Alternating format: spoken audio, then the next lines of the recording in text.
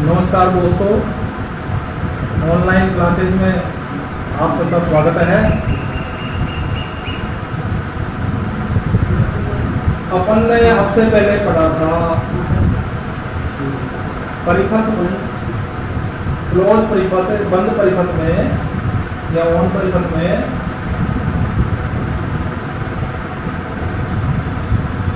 विद्युत धारा प्रवाहित होती है। तो विद्युत परिपथ में ये तीन राशियां उभर के आती है। स्रोत संयोजित किया जाता है तो वोल्टता आती है, बाहर स्रोत पर बाहर संयोजित किया जाता है तो विद्युत धारा प्रवाहित होती है। बाहर प्रतिरोध है ही तथा इन तीनों राशियों का प्रतीक होता है, वोल्टता का प्रतीक होता है V, विद्युत धारा का प्रतीक होता है I और प्रतिरोध का प्रतीक होता है R। इनका मापन होता है, वोल्टता को मापा जाता है वोल्ट्स में जिसका प्रतीक होता है V, विद्युत धारा को मापा जाता है एम्पियर में जिसका प्रतीक होता है A, प्रतिरोध को मापा जाता है ओम में जिसका प्रतीक ओम होता है। मापी अंतर, अब इस वोल्ट का विद्युत धारा प्रतिरोध को मापने के लिए मापी यंत्र का प्रयोग किया जाता है। तो मापी यंत्र वोल्टता को मापने के लिए वोल्ट मीटर प्रयोग किया जाता है। विद्युत धारा को मापने के लिए एमीटर का प्रयोग किया जाता है या एम्पियर मीटर का प्रयोग किया जाता है और प्रतिरोध को मापने के लिए ओम मीटर का प्रयोग किया जाता है। इन मापियों को परिपथ में किस प्रकार संयोजित किया जाता है? तो एम वोल्ट मीटर को स्रोत के समांतर क्रम में संयोजित किया जाता है। तो वोल्ट मीटर को समांतर क्रम में संयोजित करने के लिए डीसी परिपथ में विशेष ध्यान, ध्रुवता का विशेष ध्यान रखा जाता है। जैसे स्रोत की ध्रुवता प्लस और माइनस है, तो ये है बैटरी। बैटरी का सिंबल होता है छोटी रेखा और एक बड़ी रेखा। बड़ी रेखा प्लस होती है, छोटी रेखा माइनस होती है। और इसके समांतर क्रम में वोल्ट मीटर को संयोजित किया जाता है। तो वोल्ट मीटर भी ध्रुवता प्रकार का ही होना चाहिए, क्या कहना मतलब डीसी वोल्ट मीटर होना चाहिए। तो संयोजित करने के लिए जो स्रोत की ध्रुवता है वही ध्रुवता मापी यंत्र की होनी चाहिए, वोल्ट मीटर की होनी चाहिए। तो स्रोत का प्लस वोल्ट मीटर का प्लस, स्रोत का माइनस वोल्ट मीटर का माइनस से संयोजित किया जाता है। वोल्ट मीटर का सिंबल होता है V और डीसी वोल्ट मीटर का सिंबल में ध्रुवता दिखाई गई है। धारा मापने के लिए एमीटर, एम्पियर मीटर या एम्पियर मीटर काम में लिया जाता है। इसको बाहर के श्रेणी क्रम में संयोजित किया जाता है क्योंकि यह परिपथ की विद्युत धारा नापता है जो बाहर में से होकर गुजरती है, इसलिए बाहर के श्रेणी क्रम में संयोजित किया जाता है। इसका सिंबल यह है। डीसी मापन के लिए ध्रुवता होती है एमीटर में भी। अब परिपथ में आपने एमीटर को संयोजित किया है तो स्रोत की ध्रुवता के प्लस से एमीटर का प्लस संयोजित करते हैं। स्रोत की ध्रुवता माइनस है तो एमीटर का माइनस संयोजित करते हैं। प्रतिरोध को मापने के लिए ओम मीटर को प्रतिरोध के समांतर क्रम में संयोजित करके उसका पाठ्यांक लिया जाता है और ओम मीटर का सिंबल यह है, ओम लगा करके। अब परिपथ में भार भी संयोजित किया गया है। भार को प्रतिरोध भी कहते हैं और प्रतिरोध का सिंबल होता है इस आयताकार के दोनों तरफ टर्मिनल निकाल देते हैं, ये प्रतिरोध का सिंबल है।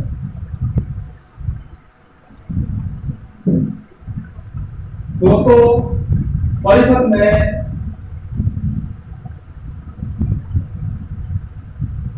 तीन राशियां हैं वोल्ट का,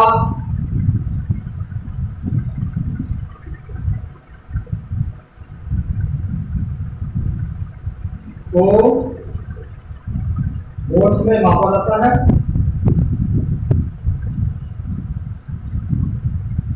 विद्युत धारा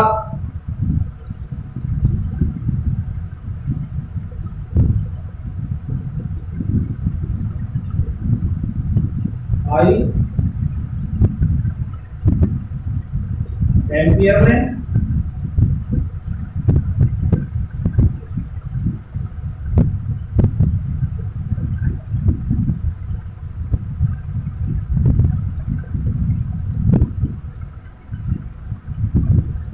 प्रतिरोध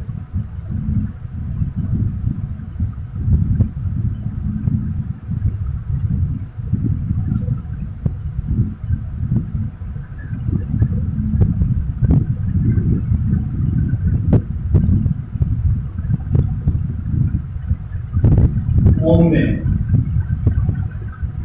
परिपथ में ये तीन राशियां हैं, इनमें संबंध होता है, वही उस संबंध के बारे में अपन पढ़ेंगे। तो इस संबंध को पढ़ने के लिए इस परिपथ की अपन को आवश्यकता होगी। तो इसमें अपन क्या करेंगे,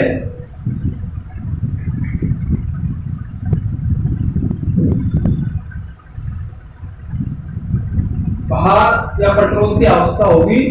इस प्रतिरोध का मान इस तरह का होना चाहिए कि वह ताप या वातावरण से ज्यादा प्रवाहित न हो।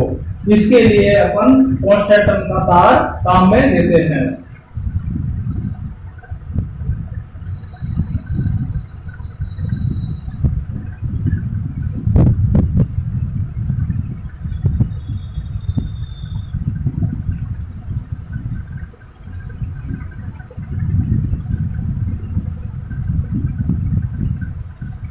इसका मान 450 ओम लेते हैं,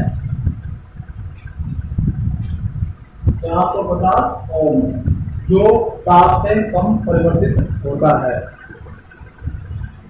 अब 450 ओम का जो अपन ने प्रतिरोध लिया है, उसमें वोल्ट का इस प्रतिरोध को स्थिर रखते हुए वोल्ट का परिवर्तित करेंगे। वोल्ट का परिवर्तित करने के लिए बैटरियों को श्रेणी क्रम में संयोजित करके उसके वोल्टेज के मान को बढ़ाया जाता है।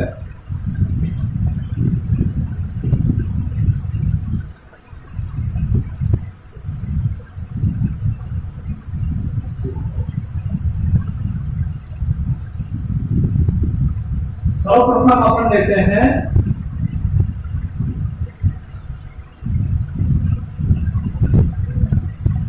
$450 ओम।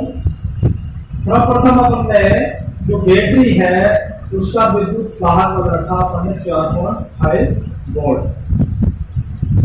इसके लिए अपन सारणी बनाएंगे।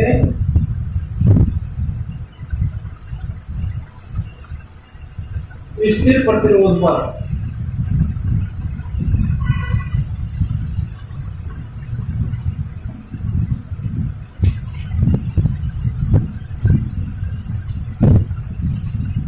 वोल्ट का विद्युत धारा, वोल्ट का नापेंगे वोल्ट्स में, विद्युत धारा को नापेंगे मिली एम्पियर में।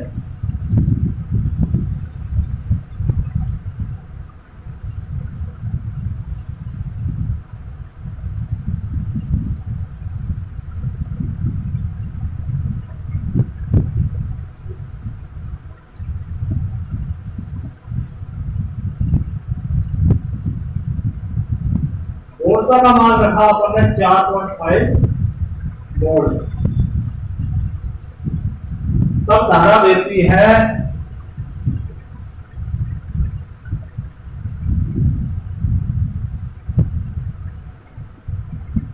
10 मिली एम्पियर की।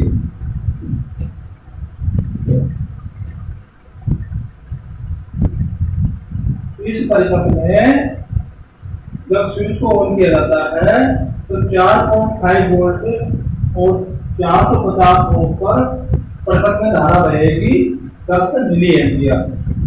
अपन वोल्टेज का मान दोगुना कर दें यानी कि 9 वोल्ट।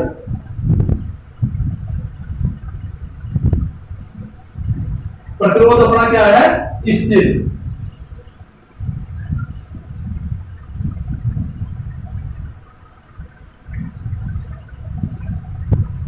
और इसका मान इसके श्रेणी क्रम में एक सेल और लगा करके एक बैटरी और संयोजित करके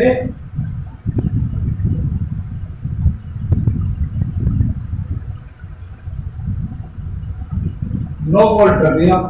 तो 9 वोल्ट कर देते हैं तो विद्युत धारा का मान 20 मिली एम्पियर हो जाता है।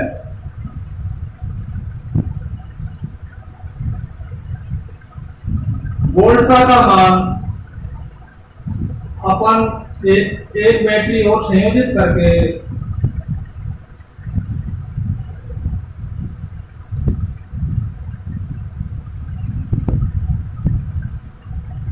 13.5 वोल्ट कर देते हैं तो धारा का मान हो जाता है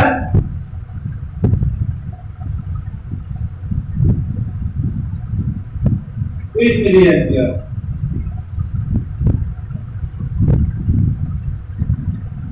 तो इस सारणी से ये देख रहे हैं अपन स्थिर प्रतिरोध पर वोल्टता बढ़ाते जाते हैं तो धारा का मान भी उसी अनुपात में बढ़ता जाता है। तो इससे क्या ज्ञात हुआ, स्थिर प्रतिरोध पर स्रोत में प्रवाहित धारा वोल्टता के समानुपाती होती है। तो इससे क्या निष्कर्ष निकला,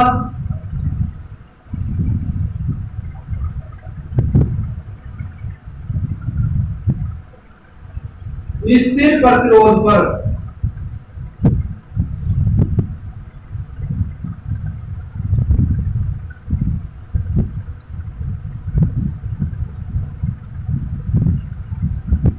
परिपथ में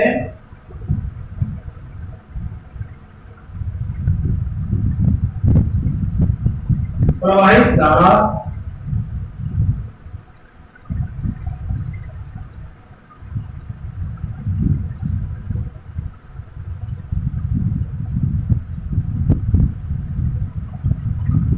वोल्टता के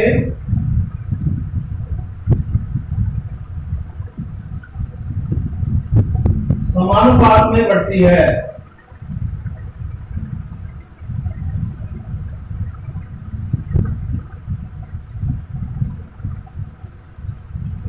अर्थात वोल्ट 4.5 वोल्ट है तो धारा 10 मिली एम्पियर होगी।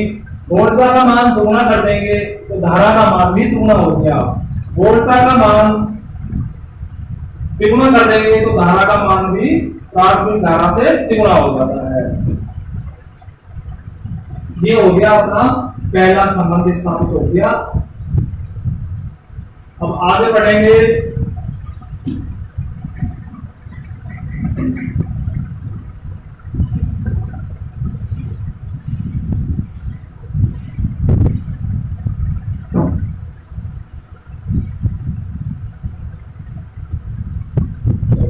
अगर अपन ग्राफ खींचते हैं,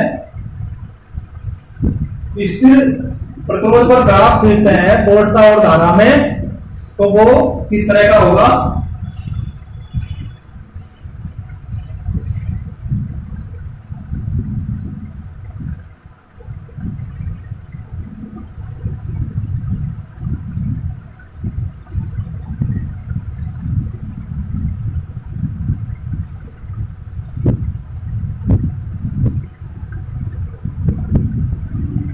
मिली एम्पियर इस तरह पड़ेगी।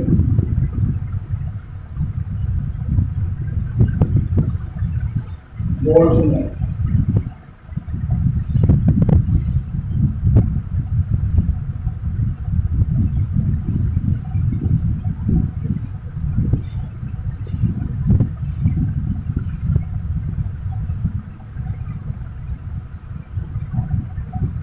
ये 5 वोल्ट है, 10 वोल्ट है, 15 वोल्ट है और ये 20 वोल्ट है। यहाँ अपनी धारा है,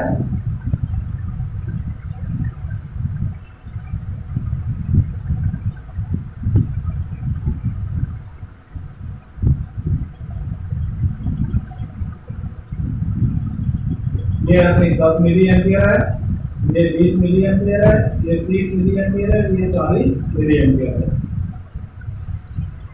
अपना प्रतिरोध है स्थिर। वोल्टता अपन ने परिपथ की वोल्टता करीब रखी थी 4.5, तो 4.5 वोल्टता यहाँ है और परिपथ में जो विद्युत धारा प्रवाहित थी वो 10 मिली एम्पियर।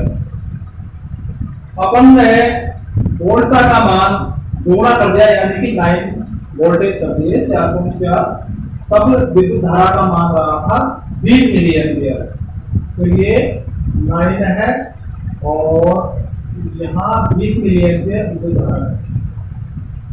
अपन ने वोल्टता का मान कर दिया तिगुना, मतलब पहले से 4.5 से तिगुना तो 13.5 वोल्ट कर दिया।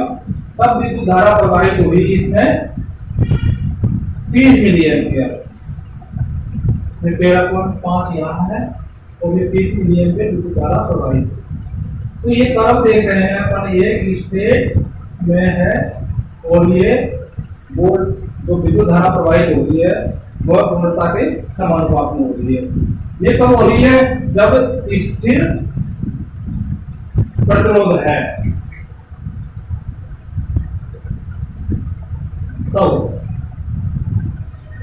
तो ये तो प्रतिरोध को स्थिर रखते हुए परिणाम थे। अब आगे अपन वोल्टता को स्थिर रख करके प्रतिरोध को कम ज्यादा करते हैं तो उस पर धारा का क्या असर होता है देखते हैं।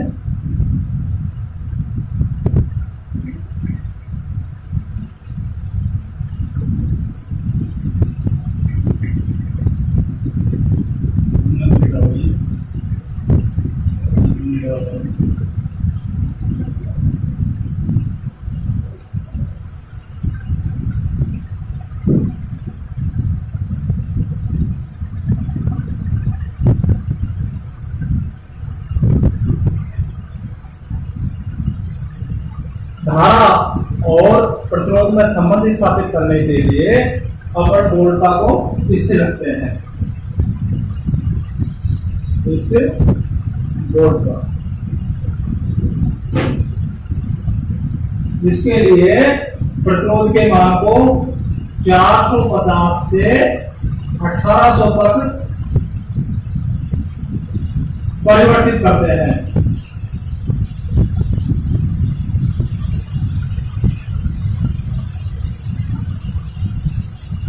इसके लिए भी अपन सारणी बनाते हैं। स्थिर वोल्टता,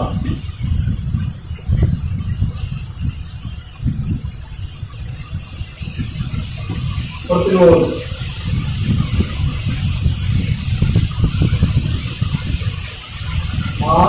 ओम में विद्युत धारा आई मिली एम्पियर में।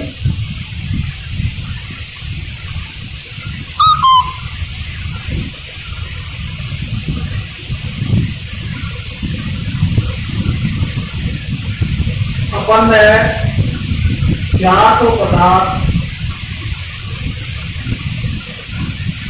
प्रतिरोध 450 ओम का प्रतिरोध लिया, उसको परिपथ में संयोजित किया तो परिपथ में जो विद्युत धारा प्रवाहित होगी उसका मान होगा 40 मिली एम्पियर।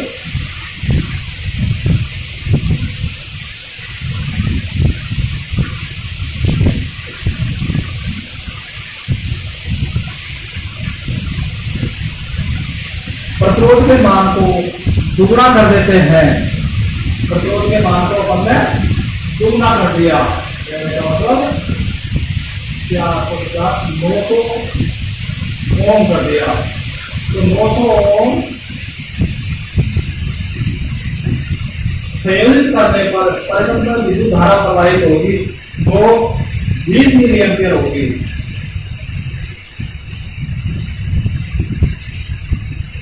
परिपथ के प्रतिरोध को अपन 1800 कर देते हैं,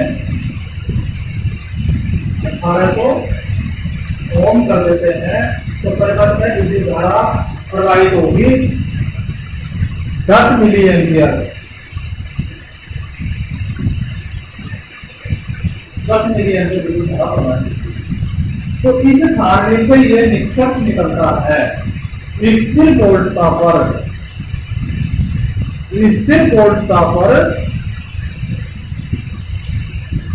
परिपथ में संयोजित प्रतिरोध में जो प्रवाहित धारा होती है वह प्रतिरोध के व्यक्तमानुपाती होती है, अर्थात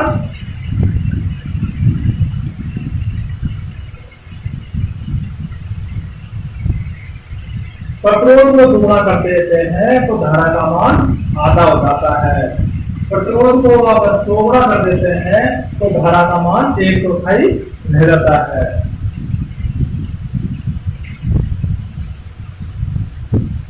निष्कर्ष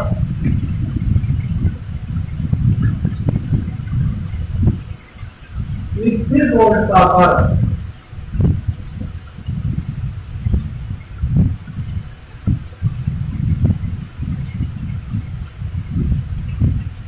स्थिर वोल्टता पर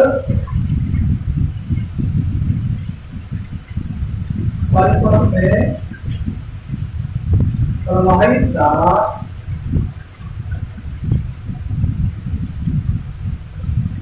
आई प्रतिरोध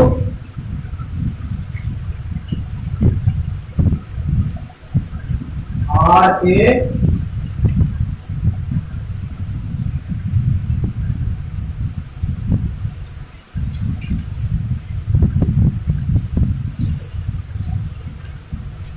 सापेक्ष शक्ति बढ़ती है।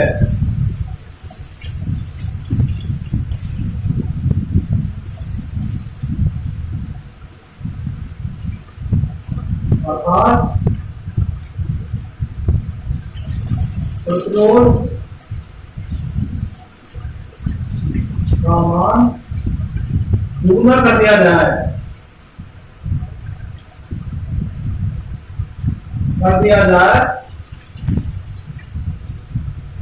तो विद्युत धारा आधी रह जाती है।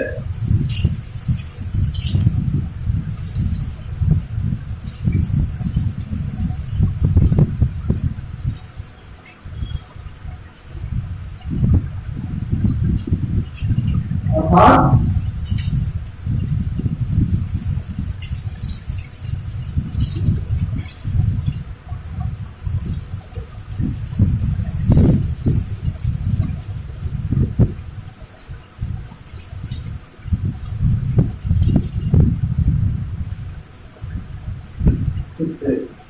इस सूत्र से अपन उसका मान ज्ञात कर सकते हैं। ये अपना दूसरा निष्कर्ष है।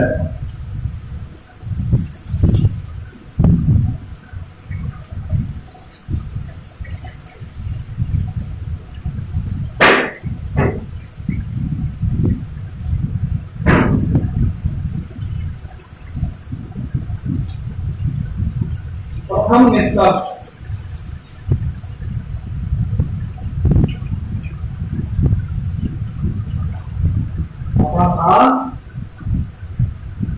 स्थिर प्रतिरोध पर परिपथ में प्रवाहित धारा वोल्टा के समानुपात में होती है।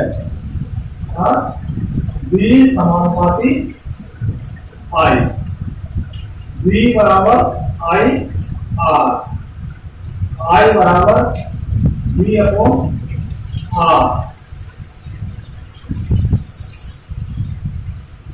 ये समझ अपन ने देख लिया, ये अपन ने याद करके देख लिया। अब इनसे ये निष्कर्ष निकला था कि किसी बंद परिपथ में जिसकी भौतिक अवस्थाएं स्थिर है तो उसमें प्रवाहित होने वाली धारा प्रतिरोध के समानुपाती, वोल्टता के समानुपाती, सॉरी वोल्टता के समानुपाती में प्रतिरोध के व्युत्क्रमानुपाती होती है। इसी को अपन ओम का नियम कहते हैं। इसी संबंध को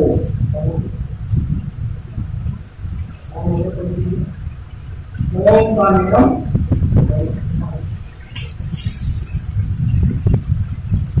कहते हैं।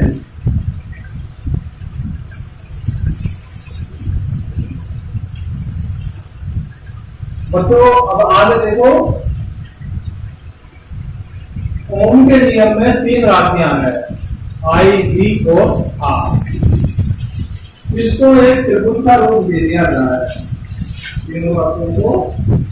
ये है V, ये I और ये R।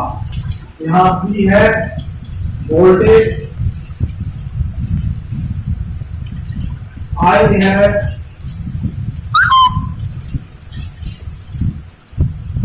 करंट और R है रेजिस्टेंस।